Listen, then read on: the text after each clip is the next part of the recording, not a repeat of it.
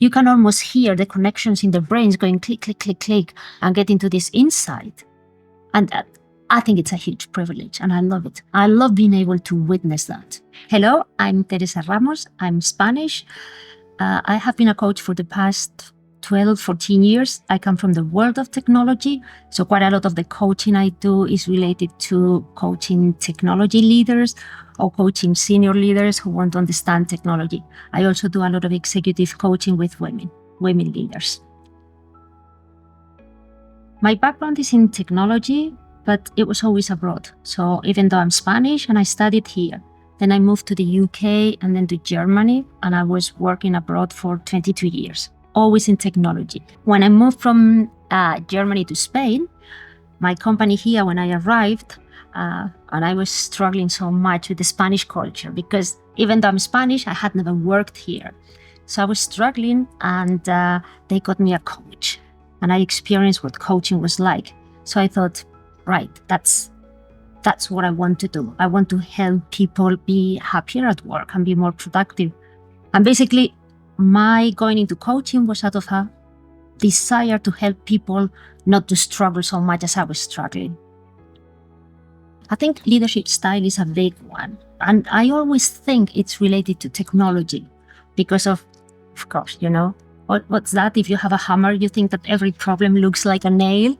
So technology is making this world faster, more chaotic, more complex, the old VUCA world. But at the same time, for leaders, it has created a lot of opportunities, because some years ago, there used to be this list of attributes that you needed to have if you wanted to be a leader. And there was a certain type of leadership. Now we've got many, many different types of leaders.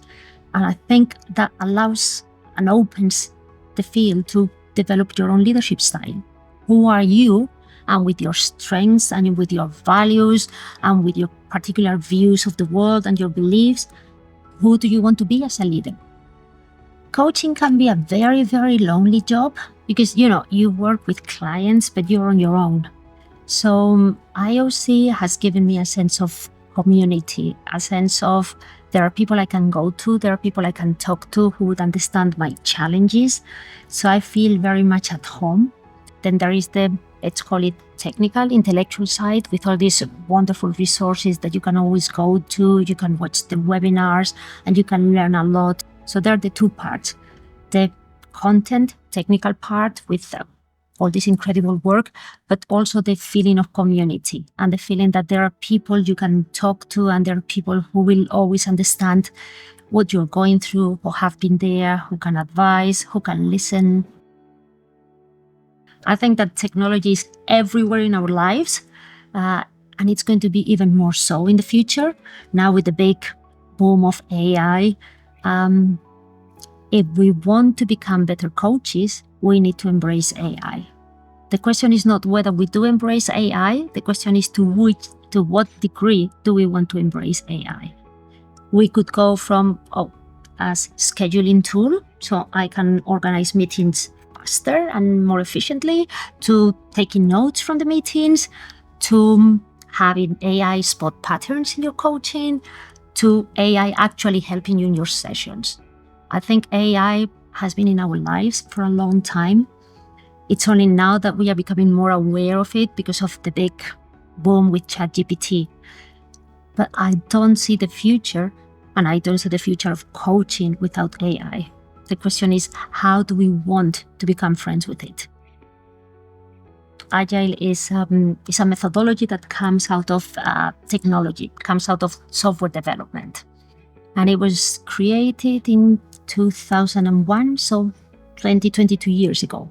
And it was some software guys getting together and talking about how they could be more effective. The world, but the type of technology that is hitting everybody now was hitting technology 20 years ago. We were already encountering problems with how do we deal with this? Our work doesn't make sense anymore. The way we do things doesn't make sense anymore.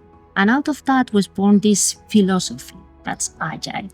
Agile is about how can you adapt to change? How can be effective and efficient even in a very complex and changing environment? The principles are not about technology. They are about how you work with people, how you interact, how you as a team can be very effective, and how you as a leader can be very effective.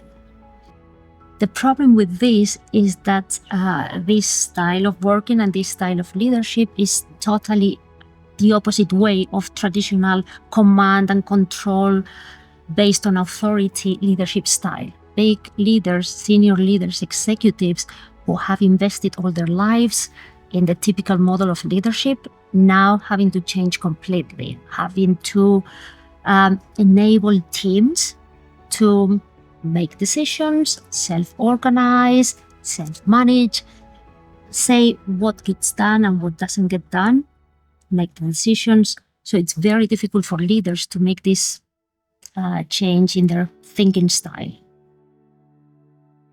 I think in my view and in my experience, it's a problem with what is your identity and how do you add value.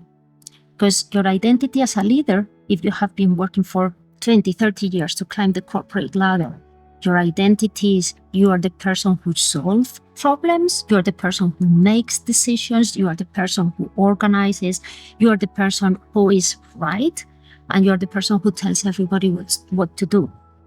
But Agile says, no, you're not that person. You're the person who enables your team to do all this. You have to build on collective intelligence.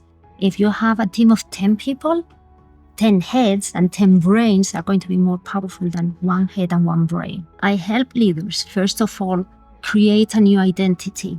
Who are you going to be as a leader now that you're the one who empowers your team, who creates an organization that can organize itself?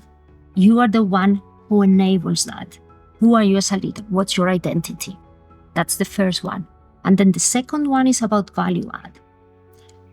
In the traditional model, you add value by making decisions, setting the course, creating the strategy. If you're not the one doing that, how are you going to add value? I love it. I love when you first meet a client and sometimes they come to you. And I'm just thinking of a new client I had a couple of weeks ago, and she came to me and she was really, really struggling. And she said, do you think you can help me? I'm desperate. I don't know what else to do. And that moment when somebody comes to you and you say, this is okay, you'll be fine. I know you'll be fine. And you see that they already go, oh, okay, and that's something that us as coaches, I think we have this power of believing in people. When you're talking to clients, when you're coaching, and they go, that's interesting. Or when they get an insight, or when they go like, I had never thought about that, or I had never, that's so great. Being able to create the space and to witness somebody do that, I think that's the greatest privilege that we can have. That's like,